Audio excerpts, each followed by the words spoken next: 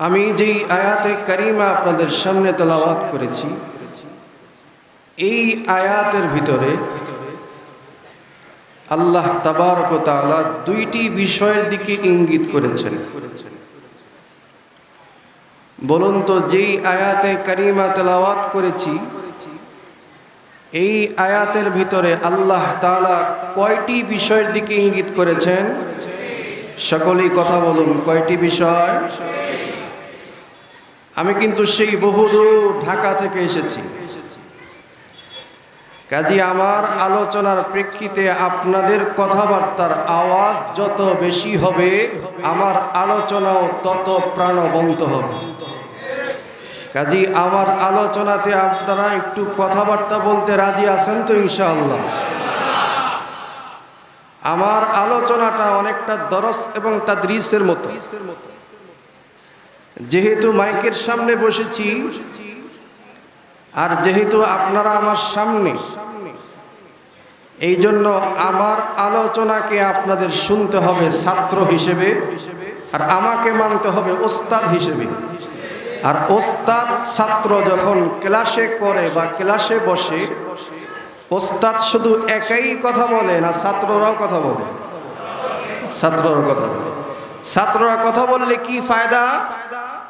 ফায়দা একটাই, ওস্তাদ যেটা বলতেছে ছাত্র সেটা বুঝতে সক্ষম হবে। কথা ঠিক না বেঠিক? আলোচনার দুইটি বিষয়ের দিকে ইঙ্গিত করার আগে একটি বিষয় সম্পর্কে আপনাদেরকে অবগত করব। সেটি হলো বিশ্বনবী মুহাম্মদুর রাসূলুল্লাহ সাল্লাল্লাহু আলাইহি ওয়াসাল্লাম, তার একজন বিশ্বস্ত খাদেম ছিল।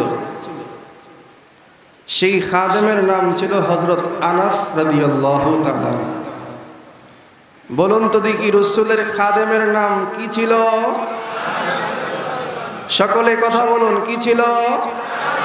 আনাস রাদিয়াল্লাহু তাআলা। আনাস রাদিয়াল্লাহু তাআলা আনহু তিনি বর্ণনা করেন,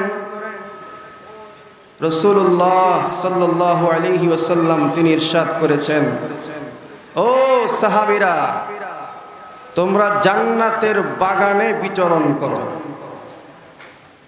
বলুন তো দেখি, রাসূল বিচরণ করতে বললেন কোথায়? সবাই তো কথা বলে না, কোথায়? আমি শুরুতে কিন্তু একটা কথা বলছি, আমার আলোচনা এরকমই হবে। আমার প্রশ্ন থাকবে, আপনারা উত্তর দিতে হবে। আর আপনাদের উত্তরের আওয়াজ যত বেশি হবে, আমার আলোচনাও তত বেশি প্রাণবন্ত হবে। আর আপনারা আমার পরিপ্রেক্ষিতে যদি আওয়াজ করেন, তাহলে আমার আলোচনাও আপনাদের বুঝতে সহজ হবে। বলুন, রাসূল সাহাবীদেরকে কি বললেন? তোমরা কোথায় বিচরণ করো? জান্নাতে বিচরণ করো। সাহাবায়ে কেরাম জিজ্ঞেস করলেন, ইয়া রাসূলুল্লাহ, আমরা তো আপনার মুখে শুনেছি দুনিয়ার মধ্যে আমরা জান্নাত কোনোদিন লাভ করতে পারবো না। আমাদের হায়াত যখন দুনিয়া থেকে শেষ হবে, দুনিয়া থেকে আমরা যখন পরকালে পাড়ি জমাবো, তখন পরকালে আপনার দরবারে হিসাব নিকাশ দেওয়ার পরে তখন আমাদের জন্য চিরস্থায়ী ঠিকানা হবে দুইটা, হয় জান্নাত অথবা জাহান্নাম। তাহলে দুনিয়ায় থাকাকালীন আমরা জান্নাতে বিচরণ করব কিভাবে? সরদারে দু আলম বিশ্বনবী মুহাম্মদুর রাসূলুল্লাহ সাল্লাল্লাহু আলাইহি ওয়াসাল্লাম তিনি তখন সাহাবায়ে কেরামদেরকে বললেন, ও সাহাবীরা, দুনিয়ায় তোমরা জান্নাত দেখো না, কিন্তু আমি তোমাদেরকে দুনিয়ার জান্নাতটাও দেখাইয়ে দিতেছি। শোনো, দুনিয়ার মধ্যে যেখানে কোরআন এবং হাদিসের কথা হবে, সেটাই আল্লাহ পাকের দরবারে জান্নাত হিসেবে সাব্যস্ত হবে। সুবহানাল্লাহ। মনে হয় আরেকটু আস্তে হলে সুন্দর হবে, কারণ জোরে বললে আগামী বছর মাহফিল কর্তৃপক্ষ মনে হয় মাহফিল করবে না। মাহফিল করবে না এরকম কি জোরে বললে কোনো বিষয় আছে নাকি? জবান খুলে বলুন সুবহানাল্লাহ। কাজী রাসূলের সেই ভাষা থেকে বলুন তো, আমরা এখন আছি কোথায়?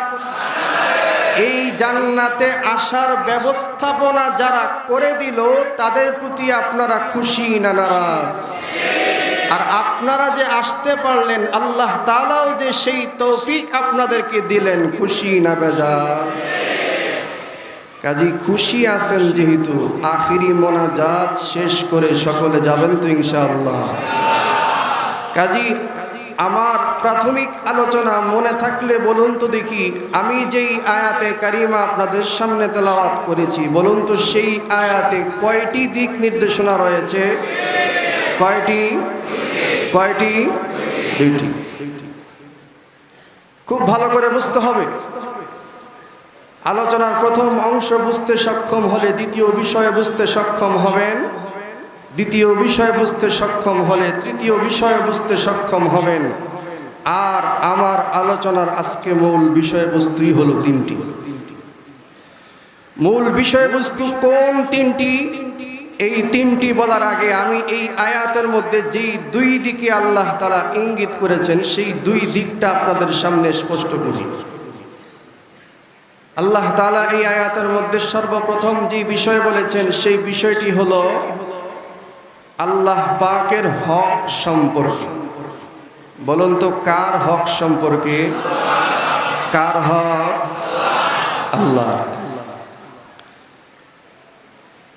দ্বিতীয় যে বিষয়ের দিকে ইঙ্গিত করেছেন সেই বিষয়টা হলো মাতা পিতার হক। বলুন দ্বিতীয় যেই বিষয়ের দিকে ইঙ্গিত করা হয়েছে সেটা কার হক? আল্লাহর হক বলতে এখানে কি বোঝানো হলো? আর মাতা পিতার হক বলতে এখানে কি বোঝানো হলো?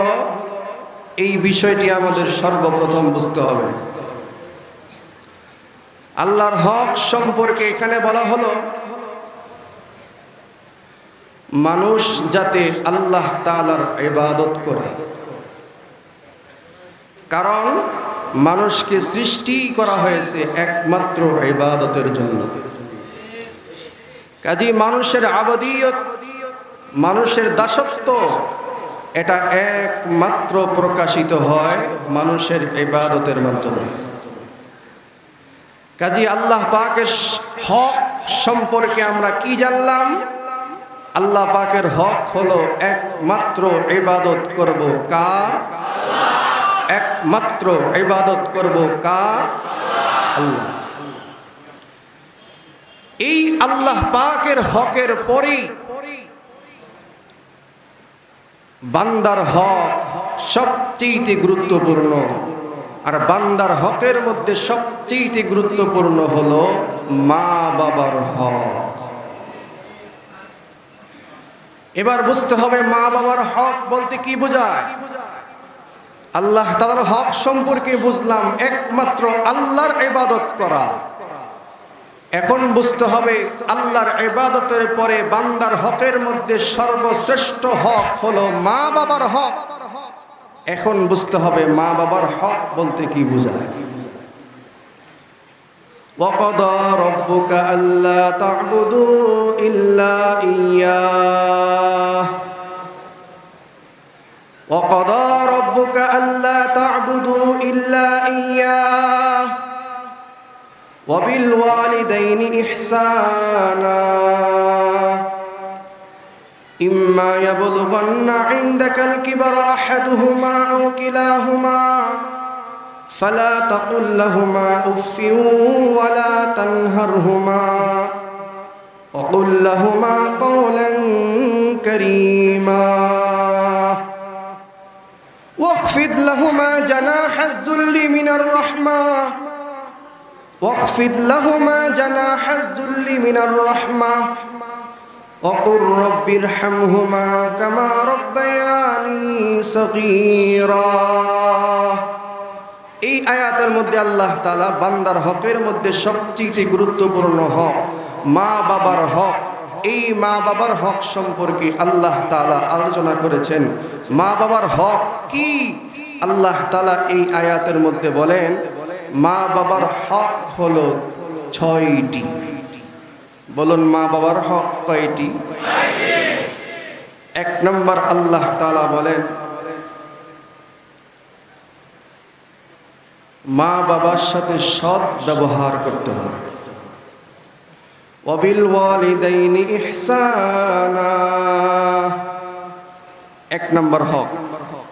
মা বাবার সাথে সৎ ব্যবহার, ভালো ব্যবহার করতে হবে।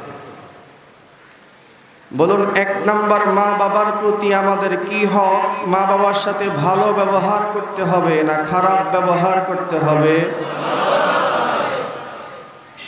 2 নাম্বার হক হলো ফালা তাকুল লাহুমা উফ। 2 নাম্বার হক হলো মা বাবাকে উফ এই শব্দটাও বলা যাবে না। বলুন তো দেখি 2 নাম্বার কি হক? মা বাবাকে উহ এই শব্দটা বলা যাবে না যাবে না? এবার আসুন 3 নাম্বার হক, ফালা তানহারহুমা। 3 নাম্বার হক হলো মা বাবাকে ধমক দেওয়া যাবে না। 3 নাম্বার হক থেকে বলুন তো দেখি মা বাবাকে ধমক দেওয়া যাবে না যাবে না? 4 নাম্বার কি হক দেখুন, ওয়াকুল লাহুমা কওলান কারীমা। 4 নাম্বার হক হলো মা বাবার সাথে নম্র স্বরে কথা বলতে হবে। বলুন তো 4 নাম্বার হক বুঝে থাকলে মা বাবার সাথে নম্র স্বরে কথা বলবে না উঁচু আওয়াজে কথা বলবে? 5 নাম্বার হক হলো ওয়াকফিদ লাহুমা জানাহাজ যুল্লি মিনার রাহমাহ। 5 নাম্বার হক হলো মা বাবার সামনে আমি যতই ক্ষমতাবান হই না কেন, যতই বড় শক্তিশালী হই না কেন, যতই বড় নেতৃত্বের অধিকারী হই না কেন, মা বাবার সামনে আমরা নিজেদেরকে সবচেয়ে ছোট হিসেবে পেশ করব। বলুন তো 5 নাম্বার হক বুঝে থাকলে মা বাবার সামনে নিজেদেরকে বড় হিসেবে পেশ করব না ছোট হিসেবে? 6 নাম্বার হক হলো ওয়াকুর রব্বিরহামহুমা কামা রাব্বায়ানি সগীরা। 6 নাম্বার হক হলো মা বাবার জন্য দোয়া করব। 6 নাম্বার হক বুঝে থাকলে বলুন তো দেখি মা বাবার জন্য দোয়া করব না বদদোয়া করব? সকলে তো বলে না দোয়া করব না বদদোয়া করব। এই 6টি হক আল্লাহ তাবারক ওয়া তাআলা এই আয়াতের ভিতরে আমাদের সামনে স্পষ্ট করে দিয়ে আল্লাহ তাবারক ওয়া তাআলা আমাদেরকে এই জিনিসটি বুঝাতে চাচ্ছেন, ও দুনিয়ার মুসলমানেরা, আমি তোমাদেরকে 6টি দিক নির্দেশনা দিলাম একমাত্র মা বাবা সম্পর্কে।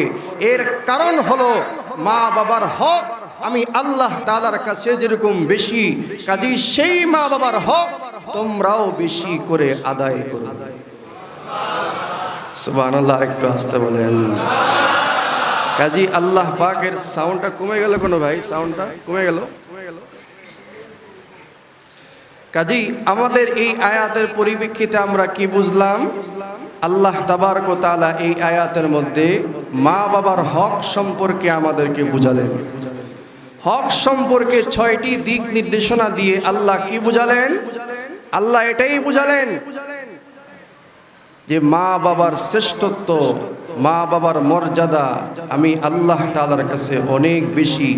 কাজী তোমরাও মা বাবার শ্রেষ্ঠত্ব এবং মর্যাদা সম্পর্কে আমার এই শ্রেষ্ঠত্বের বর্ণনার মাধ্যমে তোমরা উপলব্ধি করো।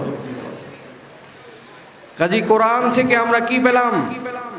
কোরআন থেকে আমরা মা বাবার শ্রেষ্ঠত্ব, মা বাবার মর্যাদার অবস্থান বুঝলাম।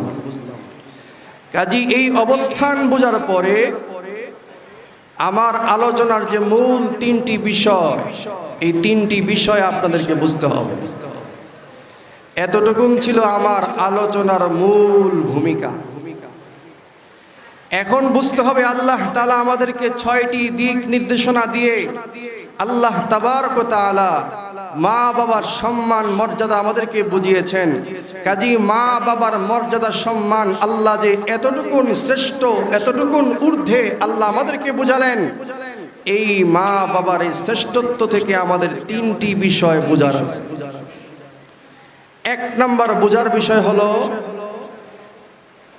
আল্লাহ রাসূল সাল্লাল্লাহু আলাইহি ওয়াসাল্লামের হাদিসে মা বাবার সম্মান কিভাবে দেওয়া হয়েছে, মা বাবার সম্মানকে কিভাবে দেওয়া হয়েছে, এটা আমাদের সর্বপ্রথম বোঝার বিষয়। 2 নাম্বার আমাদের বোঝার বিষয় হলো ইতিহাসের আলোকে মা বাবার হক আদায় করলে কি লাভ আর মা বাবার হক আদায় না করলে কি ক্ষতি, এটা হলো আমাদের 2 নাম্বার বোঝার বিষয়। 3 নাম্বার বোঝার বিষয় হলো সন্তানের জন্য মা বাবার প্রতি কি দায়িত্ব আর মা বাবার জন্য সন্তানের প্রতি কি দায়িত্ব।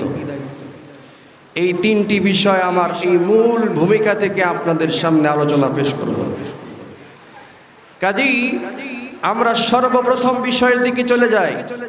আল্লাহ তাবারক ওয়া তাআলা বললেন, তোমরা পিতামাতার প্রতি 6টি দিক নির্দেশনা অবলম্বন করো।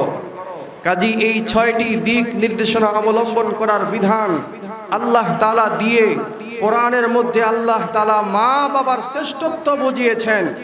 এবার আমাদের সর্বপ্রথম বিষয় থেকে বুঝতে হবে হাদিসে নববিয়ার ভিতরে মা বাবার শ্রেষ্ঠত্ব কিভাবে দেওয়া হয়েছে।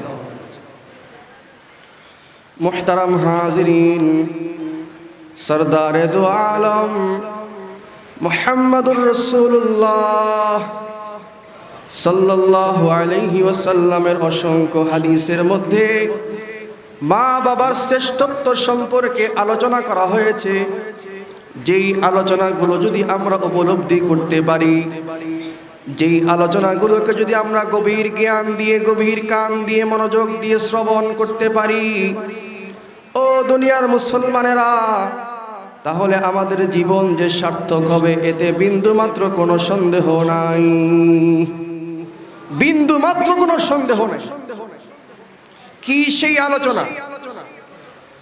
রাসূলুল্লাহ সাল্লাল্লাহু আলাইহি ওয়াসাল্লাম সাহাবায়ে কেরামদেরকে বললেন, ও সাহাবীরা, তোমরা যদি তোমার মা বাবার দিকে রহমতের দৃষ্টি নিয়ে তাকাও, তোমরা যদি তোমাদের মা বাবার দিকে ভক্তির দৃষ্টিতে তাকাও, আল্লাহ তাআলা তোমার আমলনামার ভিতরে একটা কবুল হজের সওয়াব দান করে দিবেন।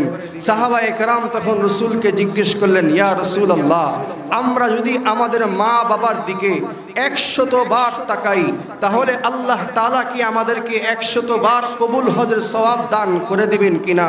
তখন রাসূলুল্লাহ সাল্লাল্লাহু আলাইহি ওয়াসাল্লাম বললেন, হ্যাঁ, তোমরা যদি 100 বারও তোমাদের মা বাবার দিকে রহমতের দৃষ্টিতে তাকাও, এর বদৌলতে আল্লাহ তাআলা তোমাকে 100 বার কবুল হজের সওয়াব দান করে দিবেন। বলুন, মা বাবার শ্রেষ্ঠত্ব কম না বেশি? কম না বেশি?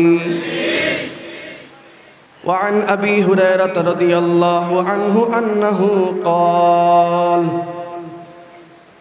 قال رسول الله صلى الله عليه وسلم جاء رجل إلى رسول الله صلى الله عليه وسلم قال من أحق بحسن صحبتي قال رسول الله صلى الله عليه وسلم أمك قال ثم من قال أمك قال ثم من قال أمك قال ثم من قال أبوك। এক ব্যক্তি আল্লাহ রাসূলের কাছে আসলেন, এসে জিজ্ঞেস করতেছেন, ইয়া রাসূলুল্লাহ, দুনিয়ার মধ্যে যত মানুষ রয়েছে সমস্ত মানুষের মধ্যে আমি কার সাথে সবচেয়ে ভালো ব্যবহার করব? তখন রাসূল করিম সাল্লাল্লাহু আলাইহি ওয়াসাল্লাম বললেন, तमाम পৃথিবীর মধ্যে যত মানুষ রয়েছে সমস্ত মানুষের মধ্যে তুমি তোমার মার সাথে সবচেয়ে ভালো ব্যবহার করবে। অতঃপর সেই ব্যক্তিরা জিজ্ঞেস করলেন, এরপরে কার সাথে করব? রাসূল দ্বিতীয়বারও বললেন, তোমার মায়ের সাথেই করবে। এবার সেই ব্যক্তি আবার জিজ্ঞেস করলেন, এরপরে কার সাথে ভালো ব্যবহার করব? রাসূল এই তৃতীয়বার এই প্রশ্নের জবাবও তিনি দিলেন, তোমার মায়ের সাথে। এবার ওই ব্যক্তি চতুর্থবার আবার জিজ্ঞেস করলেন, এরপরে কার সাথে ভালো ব্যবহার করব? রাসূল চতুর্থবার গিয়ে বললেন, তোমার বাবার সাথে। বলুন তো দেখি, এই হাদিসে আল্লাহর রাসূল মার সাথে ভালো ব্যবহারের কথা বললেন কয়বার? বাবার সাথে ভালো ব্যবহার করতে বললেন কয়বার? তাহলে রাসূল সাল্লাল্লাহু আলাইহি ওয়াসাল্লাম তিনি মাকে বাবার উপরে শ্রেষ্ঠত্ব দিলেন, কারণ একটা সন্তান জন্ম থেকে মৃত্যু পর্যন্ত বাবার চাইতে মায়ের অবদান সবচেয়ে বেশি। এই হাদিস থেকে রাসূল সেটাই বোঝালেন। কাজেই এই হাদিস থেকে আমরা মারও শ্রেষ্ঠত্ব পেলাম, বাবারও শ্রেষ্ঠত্ব পেলাম। কাজেই এই হাদিসের পরিপ্রেক্ষিতে বলুন তো দেখি, মা বাবার শ্রেষ্ঠত্ব কম না বেশি? وعن ابن مسعود رضي الله عنه أنه قال سألت النبي صلى الله عليه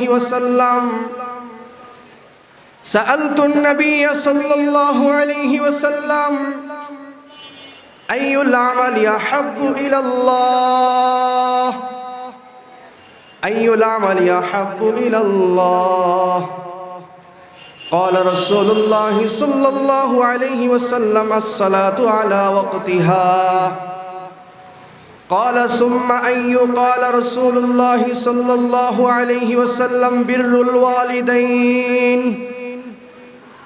قال ثم أي قال رسول الله صلى الله عليه وسلم الجهاد في سبيل الله এই হাদিস থেকে মা বাবার শ্রেষ্ঠত্ব কি বের হয়ে আসে দেখুন। এক ব্যক্তি আল্লাহ রাসূলের দরবারে আসলেন, এসে জিজ্ঞেস করতেছেন, ইয়া রাসূলুল্লাহ, আল্লাহর কাছে সবচেয়ে প্রিয় আমল কোনটা? তখন রাসূলুল্লাহ সাল্লাল্লাহু আলাইহি ওয়াসাল্লাম বললেন, আল্লাহর কাছে সবচেয়ে প্রিয় আমল হলো সময় মতো নামাজ আদায় করা। সময় মতো কি আদায় করা? ওই ব্যক্তি রাসূলকে আবার জিজ্ঞেস করলেন, ইয়া রাসূলুল্লাহ, এরপরে আল্লাহর কাছে সবচেয়ে প্রিয় আমল কোনটা? রাসূল বললেন, এরপরে সবচেয়ে প্রিয় আমল হলো মা বাবার সাথে ভালো ব্যবহার করা। বলুন সুবহানাল্লাহ। এরপরে ওই ব্যক্তি জিজ্ঞেস করলেন, এরপরে কোন আমল আল্লাহর কাছে প্রিয়? তখন আল্লাহর হাবিব বললেন, 3 নম্বরে আল্লাহর কাছে প্রিয় আমল হলো আল্লাহর পথে জিহাদ করা। কাজী এই হাদিস থেকেও আমরা পেলাম আল্লাহ তাআলার কাছে প্রিয় আমল নামাজের পরপরই মা বাবার সাথে ভালো ব্যবহার। এটাই হলো আল্লাহর কাছে প্রিয় আমল। নামাজের পরেই আল্লাহ তাআলা মা বাবার সাথে ভালো ব্যবহারের আমলকে আল্লাহ রাসূল সবচেয়ে বেশি প্রাধান্য দিয়েছেন। আল্লাহ তাবারক ওয়া তাআলাও তিনিও সবচেয়ে বেশি প্রাধান্য দিয়েছেন। বলুন তো এই হাদিস থেকে আমরা কি পেলাম? মা বাবার শ্রেষ্ঠত্ব কম না বেশি? মুহতারাম হাজিরিন, আল্লাহর পয়গম্বর মুহাম্মদ আরবি সাল্লাল্লাহু আলাইহি ওয়াসাল্লাম মা বাবার শ্রেষ্ঠত্ব কতটুকু তিনি আরেকটি হাদিসের আলোকে উম্মতে মুসলিমাকে বুঝিয়েছেন। আল্লাহর পয়গম্বর বলেন, রিদার রব্বি ফি রিদাল ওয়ালিদি ওয়া সাখতুর রব্বি ফি সাখতিল ওয়ালিদ। আল্লাহর পয়গম্বর বলেন, ও দুনিয়ার মুসলমানেরা, আল্লাহ পাকের সন্তুষ্টি যদি চাও তাহলে আল্লাহ পাকের সন্তুষ্টি একমাত্র পিতামাতার সন্তুষ্টির মধ্যেই লুকায়িত রয়েছে।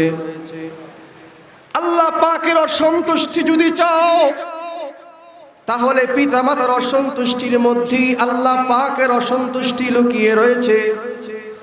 এই হাদিসের আলোকে মুফাসসিরিনে কেরাম তাফসীরের কিতাবের মধ্যে লিখেছেন, কাজী কোনো ব্যক্তি যদি পিতামাতার অসন্তুষ্টির কারণে আল্লাহ পাকের অসন্তুষ্টি লাভ করে তাহলে তার চিরকাল পরকালের স্থায়ী জায়গা হবে একমাত্র জাহান্নাম।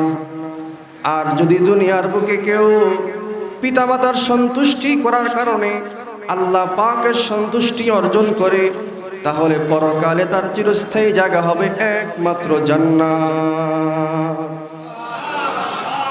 তাহলে এতটুকু যে আমরা আলোচনা করলাম,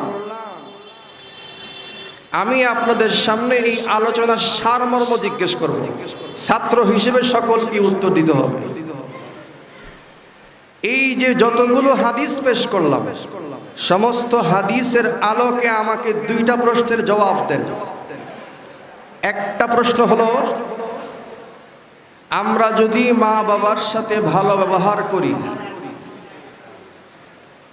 সর্বোপরি আল্লাহ তাআলা যে 6টি দিক নির্দেশনা দিলেন সেই 6টির উপরে যদি আমরা আমল করি, বলুন তো এর মাধ্যমে সন্তুষ্ট হবেন কে? আল্লাহ সন্তুষ্টি হলে আমাদের পরকালের চিরস্থায়ী জায়গা হবে কোনটা, জান্নাত না জাহান্নাম? এবার আসুন 2 নম্বর প্রশ্ন, বলুন তো দেখি, আমরা যদি আল্লাহ পাকের পয়গম্বরের ঘোষণা অনুযায়ী আমাদের মা বাবার সাথে ভালো ব্যবহার না করি, আল্লাহ পাকের দিক নির্দেশিত 6টি কথার উপরে আমল না করি, বলুন তো অসন্তুষ্ট হবেন কে?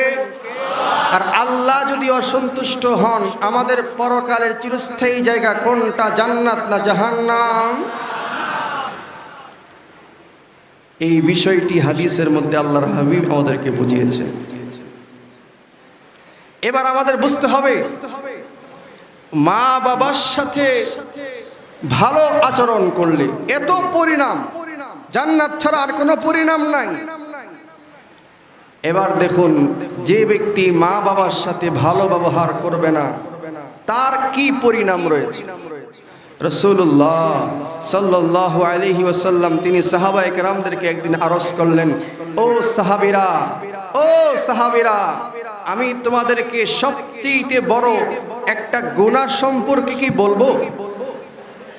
সাহাবায়ে কেরামকে রাসূল জিজ্ঞেস করলেন। সাহাবায়ে কেরাম বললেন, হ্যাঁ ইয়া রাসূলুল্লাহ, আপনি সবচেয়ে বড় গুনাহ সম্পর্কে আমাদেরকে বলুন। তখন রাসূলুল্লাহ সাল্লাল্লাহু আলাইহি ওয়াসাল্লাম সাহাবায়ে কেরামদেরকে বললেন, ও সাহাবীরা, সবচেয়ে বড় গুনাহ হলো আল্লাহ পাকের সাথে শিরিক করা। যে ব্যক্তি মুশরিক হয়ে যায়, তাম পৃথিবীর মধ্যে সে সবচেয়ে বড় গুনাহগার। আর যে মুশরিক হওয়ার কারণে আল্লাহ পাকের সাথে শিরিক করে, এই শিরিক করাটা হলো সবচেয়ে বড় গুনাহ। এবার দেখুন, রাসূল দ্বিতীয় যেই গুনাহ সবচেয়ে বড় সাহাবায়ে কেরামদেরকে বললেন, সেই গুনাহটা হলো মা বাবার সাথে বেয়াদবি করা। বলুন নাউযুবিল্লাহ। তাহলে 1 নম্বরে শিরিক করা সবচেয়ে বড় গুনাহ, 2 নম্বরে মা বাবার সাথে বেয়াদবি করা, বলুন তো সবচেয়ে বড় গুনাহ না সবচেয়ে ছোট গুনাহ? সবচেয়ে বড় গুনাহ। মুহতারাম হাজিরিন, আমি শুরুতেই বলেছিলাম আমরা কিন্তু জান্নাতে এখন অবস্থান করতেছি। কাজী এই জান্নাতে অবস্থানকে আমাদের সৌভাগ্য মনে করে মাহফিল শেষ পর্যন্ত আমাদেরকে এই সৌভাগ্যকে ধরে রাখতে হবে। মুহতারাম হাজিরিন, মা বাবার সাথে বেয়াদবি করলে কি পরিণাম? আল্লাহর পয়গম্বরের সর্বপ্রথম হাদিস থেকে কি পেলাম? সর্বপ্রথম হাদিস থেকে পেলাম, মা বাবার সাথে বেয়াদবি করলে এই বেয়াদবিটা হলো আল্লাহ পাকের কাছে দ্বিতীয় সবচেয়ে বড় গুনাহ। মুহতারাম হাজিরিন, কুজায়া বংশ থেকে এক ব্যক্তি আল্লাহর হাবিবের দরবারে আসলেন। এসে আরজ করলেন, ওগো পয়গম্বর, আমি তো 5 ওয়াক্ত নামাজ আদায় করি, আমি তো রমজানের রোজাও রাখি, আমি তো যাকাতও প্রদান করি, তাহলে আমার জন্য আল্লাহর পক্ষ থেকে কি সওয়াব রয়েছে? মুহতারাম হাজিরিন, আল্লাহর পয়গম্বর সরদারে দু আলম মুহাম্মদুর রাসূলুল্লাহ সাল্লাল্লাহু আলাইহি ওয়াসাল্লাম তিনি আরজ করলেন, যে ব্যক্তি 5 ওয়াক্ত নামাজ আদায় করে, রমজানের রোজা রাখে, যাকাতও যথাসময়ে প্রদান করে, সে ব্যক্তি কি প্রতিদান তুমি জানতে চাও? তাহলে শোনো। রাসূল তখন সেই কুজায়া বংশ থেকে আগত সেই ব্যক্তিটাকে, সাহাবীকে রাসূল হাতের 2টা আঙ্গুল ইঙ্গিত করলেন। ও দুনিয়ার মুসলমানেরা, রাসূল হাতের 2টা আঙ্গুলকে একত্রিত করলেন। একত্রিত করে আল্লাহ রসুল সেই ব্যক্তিকে বললেন, শোনো, যদি এমন আমল কেউ করে তাহলে তার হাসর হবে নবীদের সাথে, তার হাসর হবে সিদ্দিকদের সাথে, তার হাসর হবে শহীদদের সাথে। তবে শর্ত হলো, আল্লাহর পয়গম্বরের ঘোষণা, সে এই আমল করলে যেরকম প্রতিদান পাবে, কিন্তু এই আমল না করলে তার পরিণতিও হবে ভয়াবহ। কি সেই পরিণতি?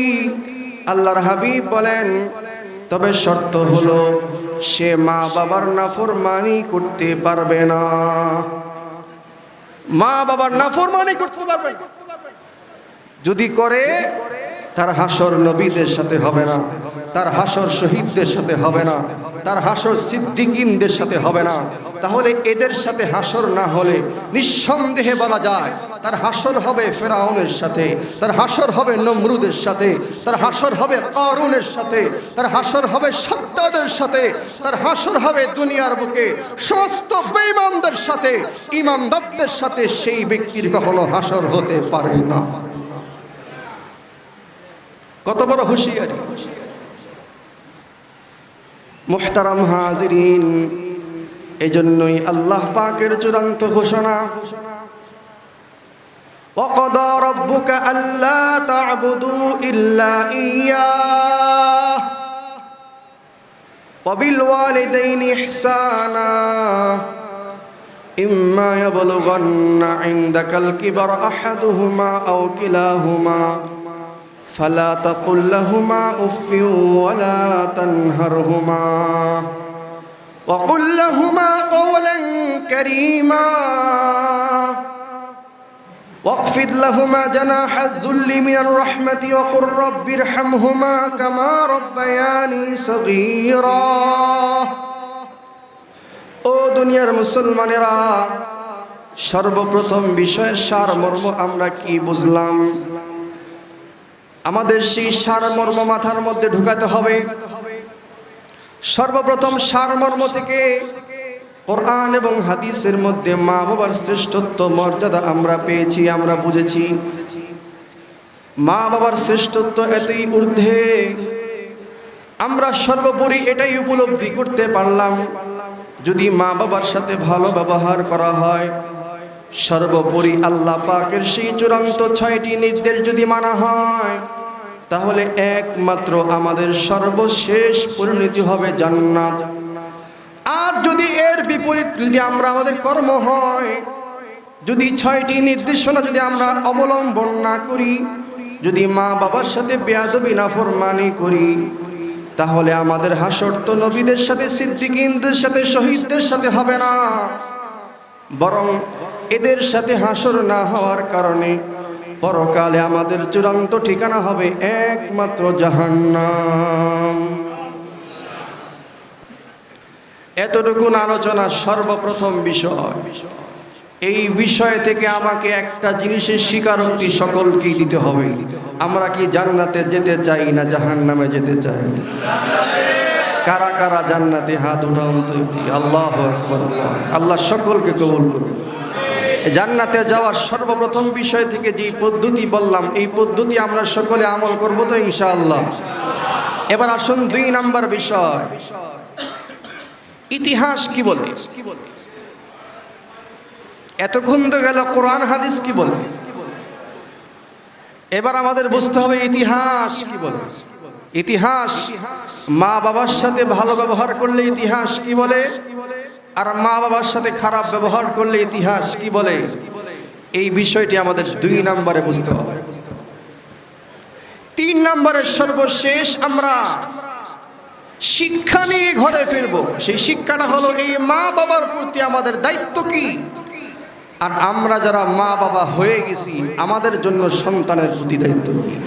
এই শিক্ষাটা আমাদেরকে নিয়ে ঘরে ফিরতে হবে। সকলে শিক্ষা নিয়ে ঘরে ফিরতে রাজি আছেন তো ইনশাআল্লাহ?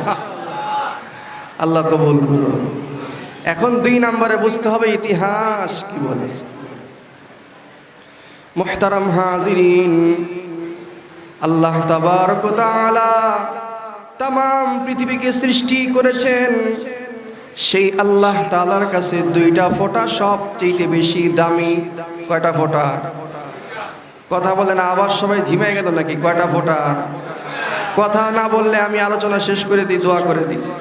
কি বলে আলোচনা শেষ করে দিব? আল্লাহ পাকের কাছে দুইটা ফোঁটা সবচেয়ে দামি। মুহতারাম হাজিরিন, কোন সেই দুই ফোঁটা? এক নাম্বার ফোঁটা হলো রক্তের ফোঁটা। যেই ফোঁটাটা জিহাদের ময়দানে মুজাহিদদের শরীর থেকে ঝরে যায় আল্লাহ পাকের দুনিয়ায় আল্লাহ পাকের দ্বীনকে বুলন্দ করার জন্য। দুই নাম্বার ফোঁটা হলো বান্দার চোখের পানির ফোঁটা। এই চোখের পানির ফোঁটাটা যখন গভীর রজনীতে আল্লাহ পাকের ভয় যখন মানুষের চোখ থেকে বের হয়, এই ফোঁটাটা আল্লাহ পাকের কাছে সবচেয়ে দামি ফোঁটা। সুবহানাল্লাহ, সবচেয়ে দামি ফোঁটা। সরদারে দু আলম আল্লাহর হাবিব ইরশাদ করেন, তিন ব্যক্তির দোয়া কখনো বিফলে যায় না। কয় ব্যক্তির দোয়া? এক নাম্বার হলো যেই ব্যক্তি মাজলুম ব্যক্তির দোয়া কখনো আল্লাহর দরবার থেকে ফেরত আসে না। দুই নাম্বার হলো মুসাফির ব্যক্তি, যে ব্যক্তি মুসাফির তার দোয়াও আল্লাহর দরবার থেকে ফেরত আসে না। তিন নাম্বার হলো মা বাবার দোয়া। মা বাবা যখন দোয়া করে সেই দোয়াও আল্লাহর দরবার থেকে ফেরত আসে না, অর্থাৎ যেই দোয়া করে সেই দোয়াই আল্লাহ তাআলা কবুল করে নেন।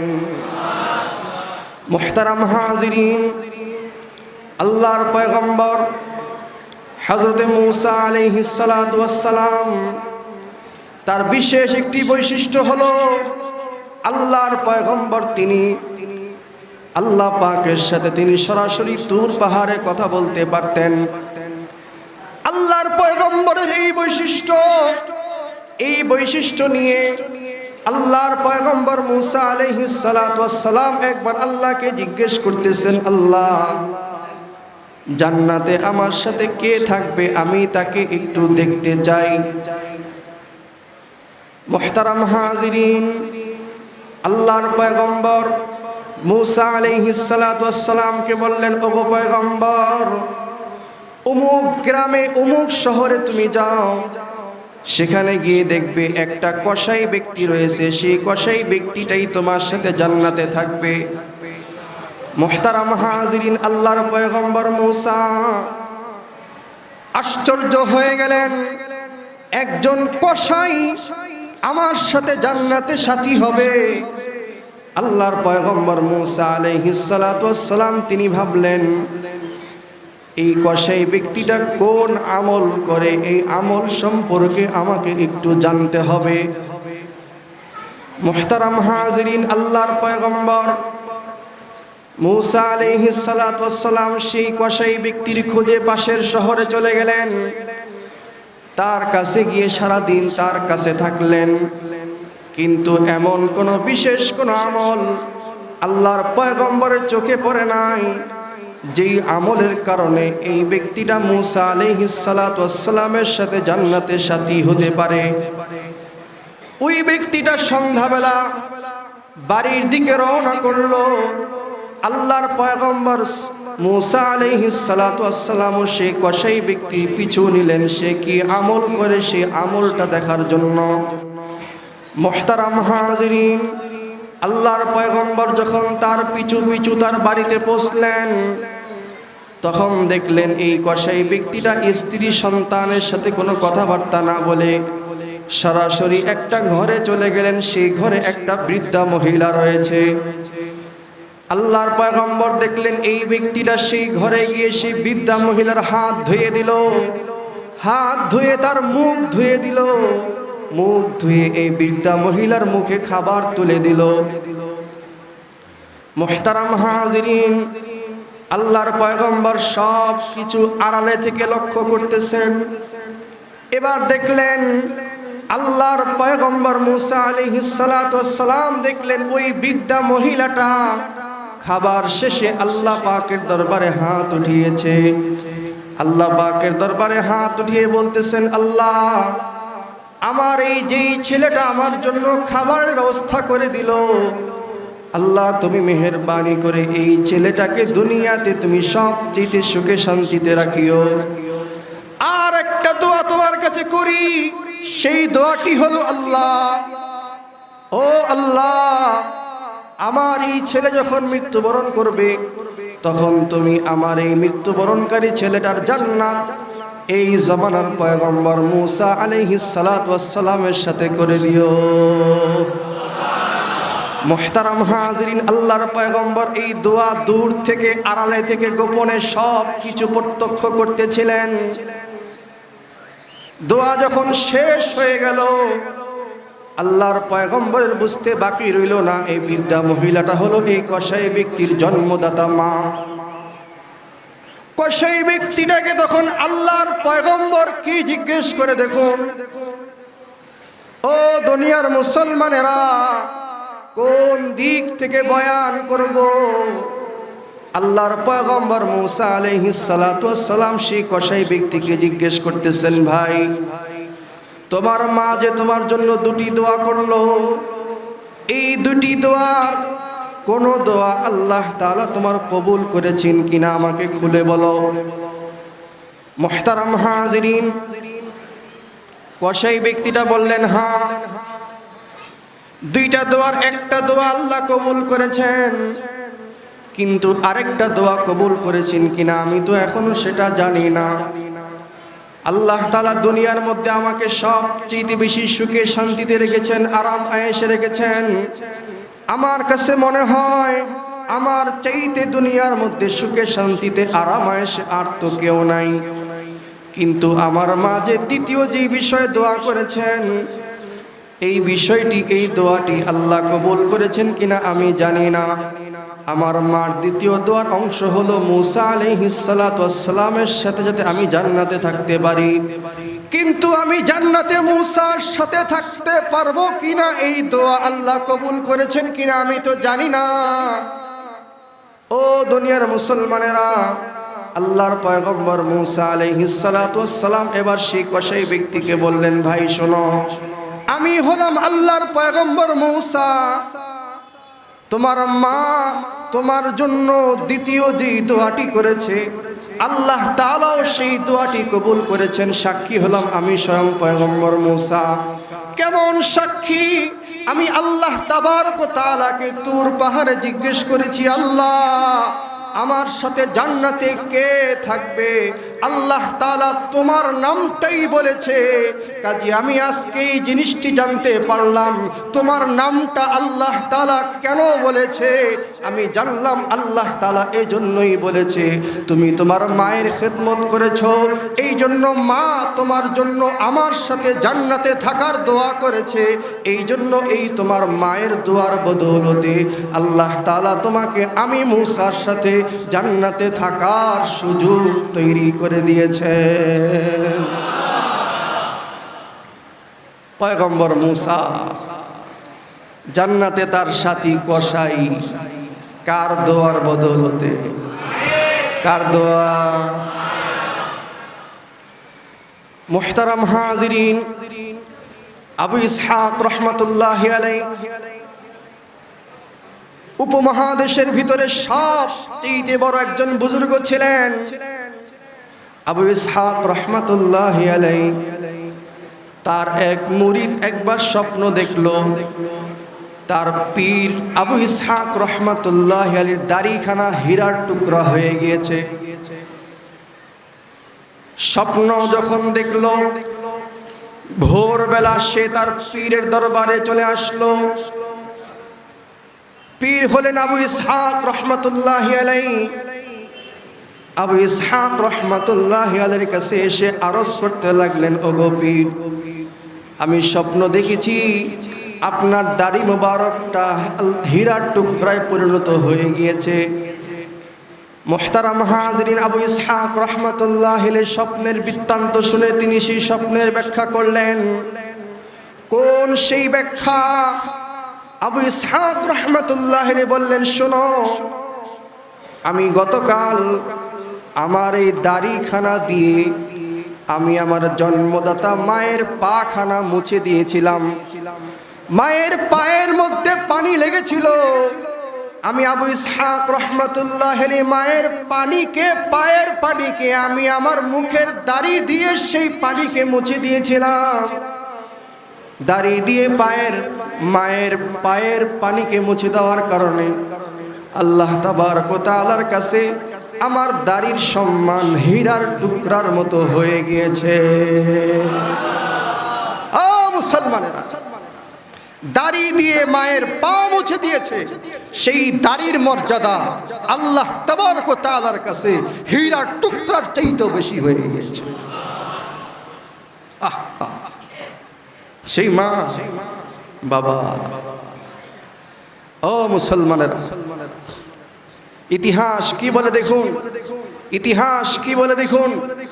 ইমাম গাজ্জালী রহমাতুল্লাহ আলাইহি তিনি যার জীবদ্দশায় তার মা যতদিন জীবিত ছিল, ইমাম গাজ্জালী রহমাতুল্লাহ আলাইহি তিনি তার মায়ের সেবা ঠিক মতো করতেন বিদায় তিনি ঠিক মতো ইলম অর্জন করতে পারেন নাই। কিন্তু যখন তার মা ইন্তেকাল করলো, ইমাম গাজ্জালী রহমাতুল্লাহ আলাইহি তার মায়ের খেদমতে, তার মায়ের দোয়ার বদৌলতে ইলম অর্জন করার সময় না পাওয়ার পরেও, মায়ের ইন্তেকালের পরে ইমাম গাজ্জালী রহমাতুল্লাহ আলাইহি সেই জামানার সবচেয়ে বড় ইলমের অধিকারী হয়ে গিয়েছিলেন। বাইজিদ বুস্তামি রহমতুল্লাহ আলাইহি ইতিহাস সকলে জানেন। সেই বাইজিদ বুস্তামি রহমতুল্লাহ আলাইহি সারা রাত তিনি মায়ের জন্য পানি হাতে নিয়ে দাঁড়িয়েছিলেন, যার বদৌলতে ইতিহাস সাক্ষী গোটা পৃথিবীতে বাইজিদ বুস্তামির মতো অলিকুল শিরোমণি সম্রাট অলি এই দুনিয়ার মধ্যে আর জন্ম নেয় নাই। সেই বাইজিদ বুস্তামি রহমতুল্লাহ আলাইহি অলিকুল সম্রাট হয়েছিলেন কিভাবে? একমাত্র মায়ের দোয়ার বদৌলতে। ও দুনিয়ার মুসলমানেরা, খাজা মুঈনুদ্দিন চিশতি রহমাতুল্লাহি আলাইহি, খাজা মুঈনুদ্দিন চিশতি রহমাতুল্লাহি আলাইহি, খাজা মুঈনুদ্দিন চিশতি রহমাতুল্লাহি আলাইহি উপমহাদেশের ভিতরে এত বড় ইসলামের দায়ী ছিলেন, এত বড় আল্লাহ পাকের বুজুর্গ ছিলেন। তিনি জীবদ্দশায় তার মায়ের খেদমত করার কারণে আল্লাহ তাবারক ওয়া তাআলা এত বড় মর্যাদার অধিকারী তাকে বানিয়েছিলেন। এই খাজা মুঈনুদ্দিন চিশতি রহমাতুল্লাহি আলাইহি উপমহাদেশের ভিতরে 99 লক্ষ মানুষকে তিনি মুসলমান বানিয়েছেন। এত বড় মর্যাদা। 99 লক্ষ মানুষ তার হাতে কালিমা পড়ে মুসলমান হয়েছে। এত বড় মর্যাদা অধিকারী সে পেলেন কোথায়? একমাত্র মায়ের দোয়ায়। মুহতারাম হাজিরিন, নোমান নামে এক ব্যক্তি ছিল। আপনাদের কষ্ট হইতেছে? কষ্ট হইতেছে আপনাদের? নোমান নামে এক ব্যক্তি ছিল। কি নাম?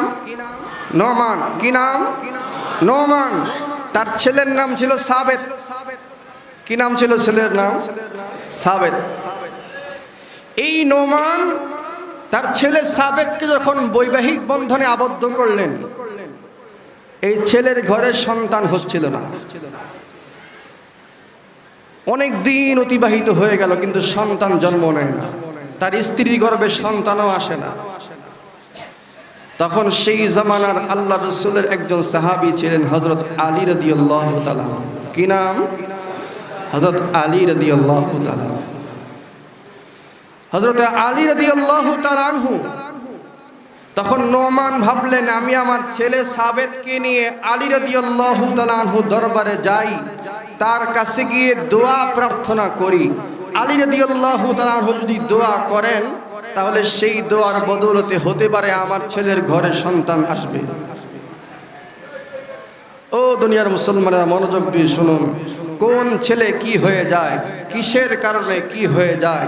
দেখুন, এই নোমানের ছেলে সাবেতের ঘরে সন্তান জন্ম হয় না, কিন্তু তারা বৈবাহিক বন্ধনে আবদ্ধ হয়েছেন। অনেক দিন অতিবাহিত হয়ে গিয়েছে, স্ত্রীর গর্ভে সন্তান আসে না। এই নোমান তার ছেলে সাবেতকে নিয়ে ছুটে চললেন আমিরুল মুমিনিন হযরত আলী রাদিয়াল্লাহু তাআলা আনহুর দরবারে।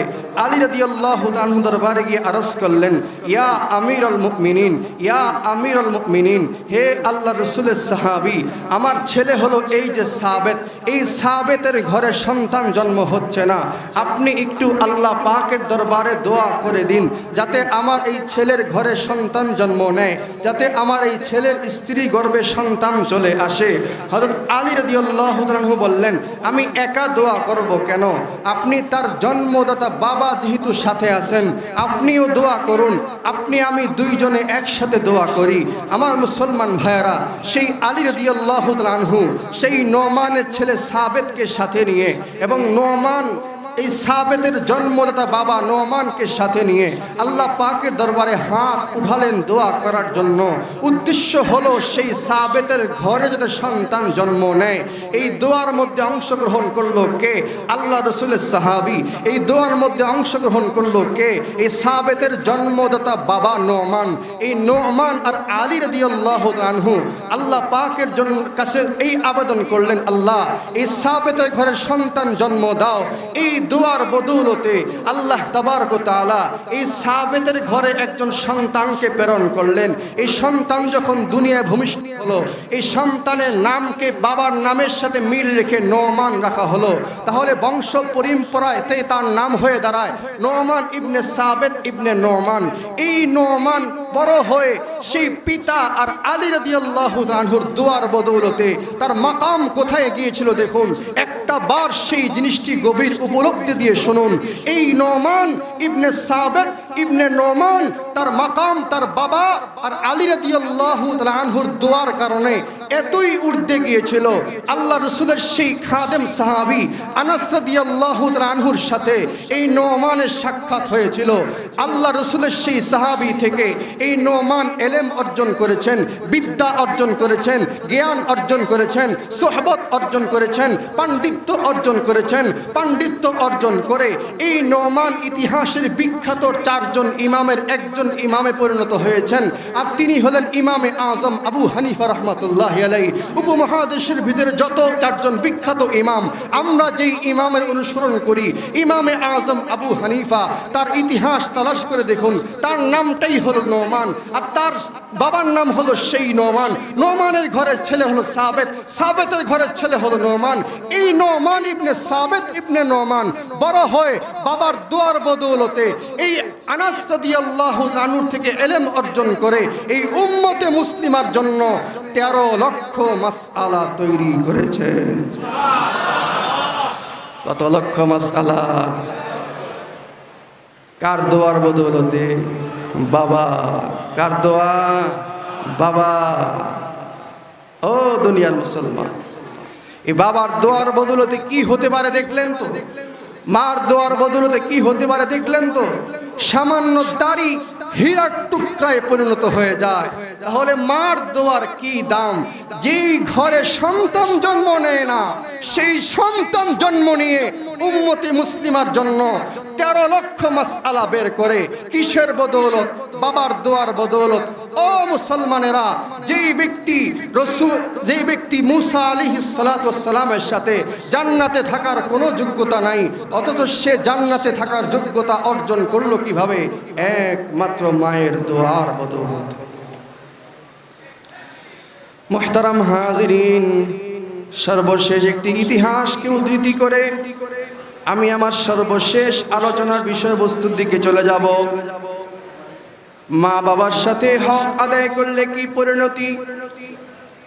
পয়গম্বর মুসা আলাইহিস সালাতু ওয়াস সালামের একটি দৃষ্টান্ত দিয়ে বুঝালাম, আবু ইসহাক রাহমাতুল্লাহি আলাইহি একটি দৃষ্টান্ত দিয়ে বুঝালাম, নোমান ইবনে সাবেত ইবনে নোমান ইমামে আজম আবু হানিফা রাহমাতুল্লাহি আলাইহি দৃষ্টান্ত দিয়ে বুঝালাম।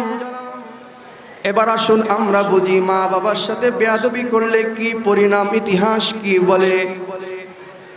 আল্লাহর পয়গম্বরের এক সাহাবী হযরত আলকামা রাদিয়াল্লাহু তাআলা আনহু, আলকামা রাদিয়াল্লাহু তাআলা আনহু তিনি অনেক বড় আল্লাহ রাসূলের দানশীল সাহাবী ছিলেন। তার এত দানের প্রসিদ্ধ ছিল, সেই মদিনার জমিনে সমস্ত সাহাবায়ে কেরামরা আলকামাকে চিনত দানশীল সাহাবী হিসেবে। মুহতারাম হাজিরিন, হযরতে আলকামা রাদিয়াল্লাহু তাআলা আনহু যখন তিনি অন্তিম শয্যায় চলে গেলেন, যখন তার হায়াত শেষ হয়ে যাবে এমন অবস্থা যখন চলে আসলো, হযরতে আলকামা রাদিয়াল্লাহু তাআলা আনহু তার জবান থেকে কালিমা উচ্চারণ হচ্ছিল না, জবান থেকে কালিমা বের হচ্ছিল না। তার স্ত্রী ভাবলেন, আলকামার জবান থেকে যদি কালিমা বের না হয় তাহলে আলকামা রাদিয়াল্লাহু তাআলা আনহু তো বেঈমান অবস্থায় দুনিয়া থেকে মৃত্যুবরণ করবে। আর যদি সে বেঈমান অবস্থায় মৃত্যুবরণ করে তাহলে তো সে আল্লাহর রাসূলের সাহাবী ভূষিতে আর সে ইস্তেকামত থাকতে পারবে না। মুহতারাম হাজিরিন, স্ত্রী তখন ছুটে চললেন সরদারে দু আলমের দরবারে। ও দুনিয়ার মুসলমানেরা, খুব গভীর মনোযোগ দিয়ে শুনুন, মা বাবার সাথে বেয়াদবির কি পরিণতি হতে পারে। স্ত্রী ছুটে চললেন আল্লাহর হাবিবের দরবারে। আল্লাহর হাবিব মসজিদে নববীতে বসা। আল্লাহর হাবিবের কাছে গিয়ে সালাম নিবেদন করে জিজ্ঞেস করলেন, ইয়া রাসূলুল্লাহ, আমার স্বামীর জবান দিয়ে তো কালিমা উচ্চারণ হচ্ছে না, অথচ আমাদের মনে হচ্ছে আমার স্বামী কিছুক্ষণের মধ্যেই দুনিয়া থেকে বিদায় নেবেন। মুহতারাম হাজিরিন, আল্লাহর হাবিব হযরতে বেলাল, হযরতে সালমান ফারসি, হযরতে আলী রাদিয়াল্লাহু তাআলা আনহুম, এই তিনজন সাহাবীকে পাঠালেন, যাও আলকামার বাড়িতে যাও, আলকামার বাড়িতে গিয়ে কালিমার তালকিন করো। দেখো তোমাদের তালকিনের কারণে আলকামার জবান থেকে হয়তোবা কালিমা উচ্চারণ হলেও হতে পারে। হযরতে আলী রাদিয়াল্লাহু তাআলা আনহু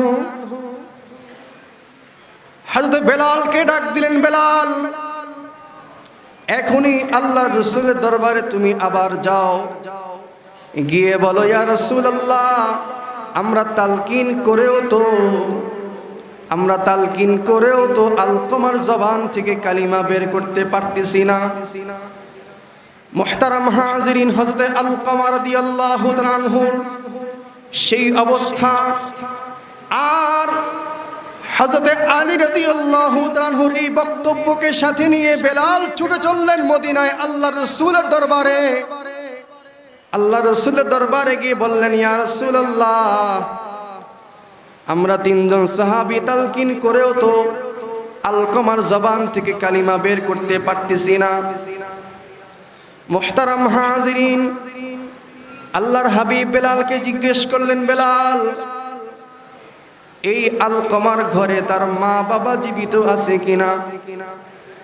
বেলাল বললেন, ইয়া রাসূলুল্লাহ, বাবা তো জীবিত নাই, কিন্তু তার মা জীবিত রয়েছে। সরদারে দু আলম বললেন, বেলাল, তুমি সেই আলকামার মার কাছে যাও, মার কাছে গিয়ে আবেদন করো সে যাতে আমার কাছে আসে, আর সে যদি আমার কাছে না আসে তাহলে আমি সরদারে দু আলম স্বয়ং তার কাছে যাব। মুহতারাম হাজিরিন, বেলাল রাদিয়াল্লাহু তাআলা আনহু আল্লাহর রাসূলের এই পয়গাম নিয়ে ছুটে চললেন সেই আলকামার ঘরে। আলকামার ঘরে গিয়ে তার মাকে বললেন, ওগো মা, আল্লাহর হাবিব বলেছেন যদি আপনি যাওয়ার সামর্থ্য থাকে তাহলে তার দরবারে যাবেন, আর যদি সামর্থ্য না থাকে তাহলে স্বয়ং আল্লাহর হাবিব আপনার কাছে আসবেন। আলকামার মা তখন বললেন, না, এ হতে পারে না, তামাম পৃথিবী যার জন্য তৈরি করা হলো তিনি কষ্ট করে আমার কাছে আসবেন, হতে পারে না। বরং আমি কষ্ট হলেও, লাঠিতে ভর করে হলেও আমি স্বয়ং আল্লাহর হাবিবের দরবারে যাব। মুহতারাম হাজিরিন, আলকামার মা লাঠির উপরে ভর করে ছুটে চললেন সেই আল্লাহর হাবিবের দরবারে। আল্লাহর হাবিবের উদ্দেশ্য হলো আলকামার জবান থেকে কালিমা কেন বের হচ্ছে না। ও দুনিয়ার মুসলমানেরা, ও দুনিয়ার মুসলমানেরা, আলকামার মা যখন আল্লাহর হাবিবের দরবারে বসলেন, আল্লাহর হাবিব জিজ্ঞেস করলেন, ওগো মা, আপনার সন্তানের জবান থেকে তো কালিমা বের হচ্ছে না। আপনার সন্তান আপনার সাথে কিরকম আচরণ করে আমাকে একটু খুলে বলুন, আমাকে খুলে বলুন। আমি হলাম তামাম পৃথিবীর মধ্যে আল্লাহ পাকের পক্ষ থেকে সবচেয়ে বড় রাসূল। আপনি যদি আমাকে খুলে না বলুন তাহলে আমাকে আল্লাহ তাআলা জিবরাইল আলাইহিস সালাতু ওয়াস সালামকে পাঠিয়ে ওহীর মাধ্যমে সব কিছু জানিয়ে দিলেও দিতে পারেন। মুহতারাম হাজিরিন, আল্লাহর হাবিবের যখন এই হুঁশিয়ারি আলকামার মা শুনলো, আলকামা রাদিয়াল্লাহু তাআলা আনহুর মা তখন বলল, ইয়া রাসূলুল্লাহ, আমার সন্তান আমার সাথে কিরকম আচরণ করে শুনুন। আমার সন্তান ঠিকমতো ইবাদত বন্দিগি করে, নামাজ রোজা হজ যাকাত সব কিছুই করে, কিন্তু আমার সাথে প্রত্যেকটা কাজে বেয়াদবি করে, আমাকে প্রত্যেকটা কাজে ধমক দেয়, আমার সাথে ভালো আচরণ করে না, আমাকে অনেক কষ্ট দেয়। এই কষ্ট দেওয়ার কারণে আমি কষ্ট সহ্য করতে না পেরে আমি আমার বাবা আমার সন্তানের জন্য বদদুয়া করেছিলাম। আল্লাহর হাবিব তখন বেলালকে ডাকলেন, বেলাল, এক্ষুনি কাঠের ব্যবস্থা করো, কাঠের মধ্যে তেল দিয়ে আগুন জ্বালিয়ে দাও, আর সেই আগুনের মধ্যে আলকমাকে নিক্ষেপ করো। আগুনের মধ্যে আলকমা যদি এই মুহূর্তে নিক্ষিপ্ত না হয় তাহলে আলকমা সে তো বেঈমান হয়ে মৃত্যুবরণ করবে, কারণ সে তো তার মায়ের বদদুয়ার কারণে তার জবান থেকে কালিমা বের হচ্ছে না। মুহতারাম হাজিরিন, আলকমার মা আল্লাহ রসুলের দরবারে, আল্লাহ রসুল যখন কাঠকে আগুন ধরানোর প্রস্তাব দিলেন, আলকমার মা তখন বললেন, ইয়া রাসূলুল্লাহ, আমার সন্তান আমার সামনে আগুনে পুড়বে আর আমি সেটা সচক্ষে দেখব, এরকম হৃদয় তো আমার ভিতরে নাই।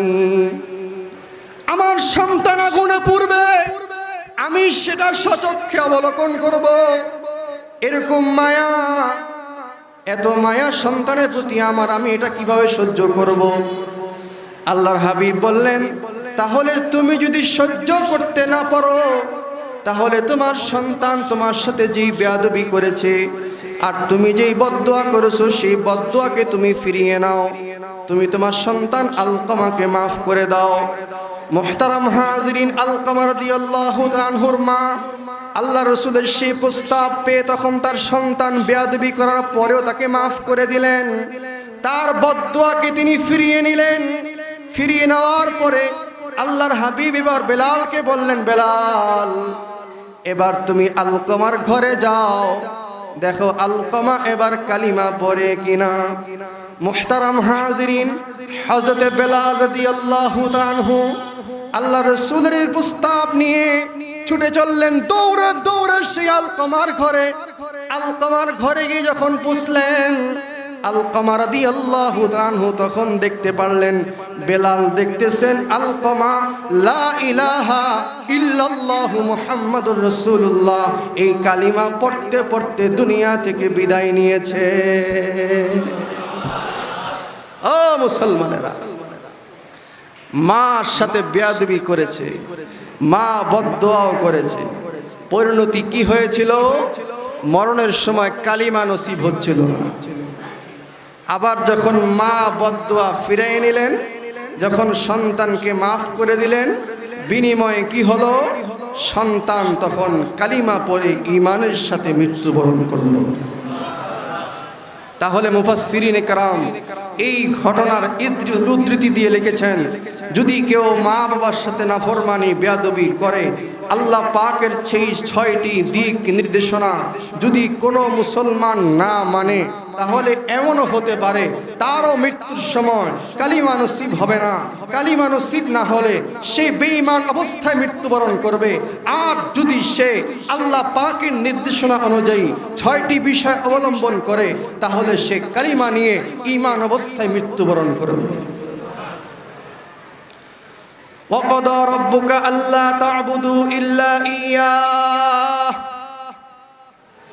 وَقَضَى رَبُّكَ أَلَّا تَعْبُدُوا إِلَّا إِيَّاهُ وَبِالْوَالِدَيْنِ إِحْسَانًا إِمَّا يَبْلُغَنَّ أَحَدُكُمَا ইম্মা ইয়াবলুগান্না আহাদুহুমা আও কিলাহুমা ফালা তাকুল লাহুমা উফফিউ ওয়ালা তানহারহুমা ওয়া কুল লাহুমা কওলান কারীমা ওয়াখফিদ লাহুমা জানাহাজ যুল্লি মিনার রাহমা واخفض لهما جناح الذل من الرحمة وقل رب ارحمهما كما ربياني صغيرا এবার আসুন আমরা 3 নাম্বার বিষয় চলে যাই। 3 নাম্বার বিষয় কি বলেছিলাম?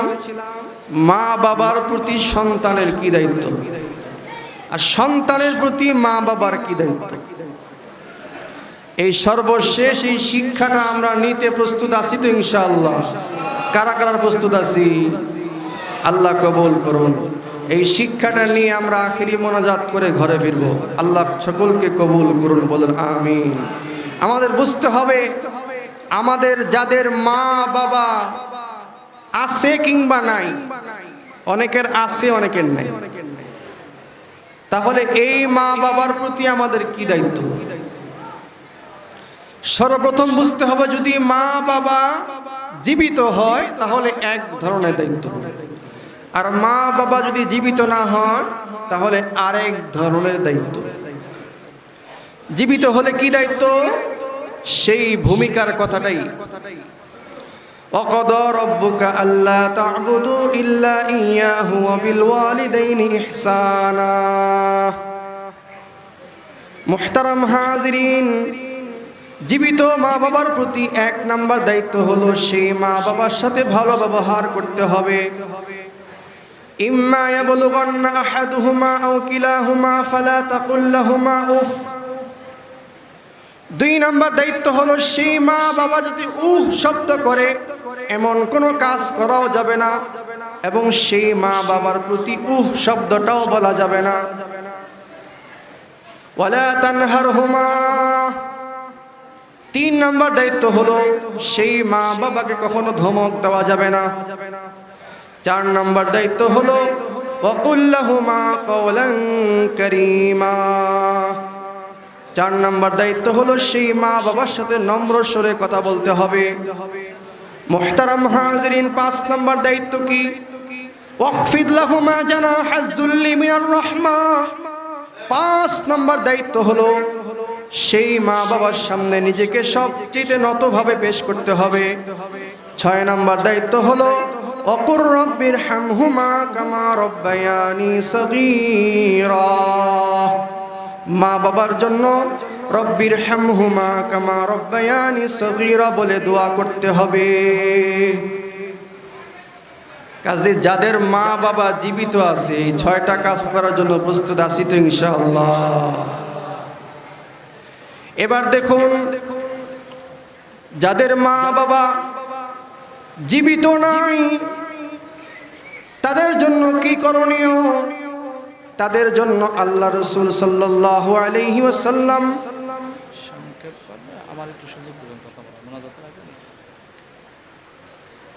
যাদের মা বাবা জীবিত নাই তাদের জন্য কি করণীয়?